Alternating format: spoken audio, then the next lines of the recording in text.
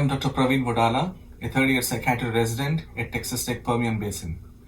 Today I'll briefly discuss anger and its management, an essential topic in psychiatry as well as general medicine. Anger is a normal human emotion, but it becomes problematic when it is intense, frequent, or poorly controlled, leading to interpersonal conflict, aggression, or health issues such as hypertension. Difficulties managing anger are common in PTSD, borderline personality disorder, mood disorders, and substance use disorders. From a neurobiological standpoint, anger involves the amygdala, which triggers emotional responses, and the prefrontal cortex, which regulates impulse control. When prefrontal regulation is weak, impulsive and reactive anger occurs.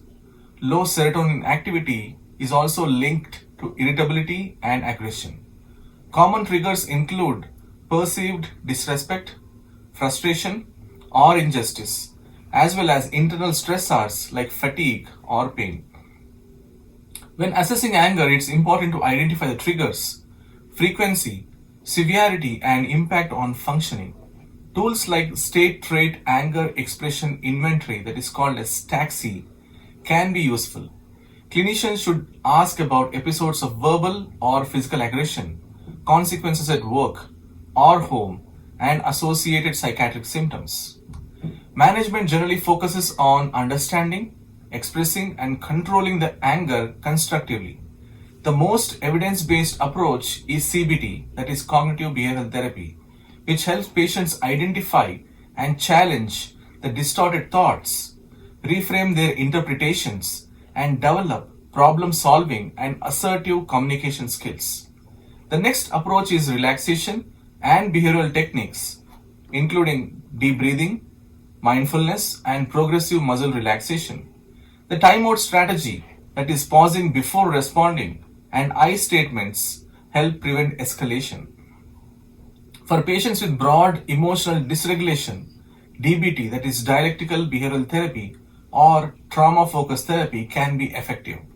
Sometimes medications may help when anger is part of another disorder. For example, SSRIs or SNRIs are the medications for impulsivity.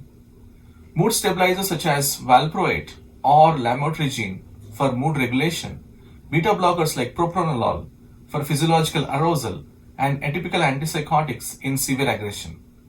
Patient education is also a key.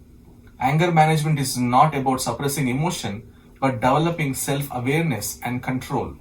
With regular practice and engagement in therapy, most individuals show benefit or improvement within a few weeks. For example, a 35-year-old man with PTSD and frequent road rage learned through CBT to recognize early signs like muscle tension and racing thoughts.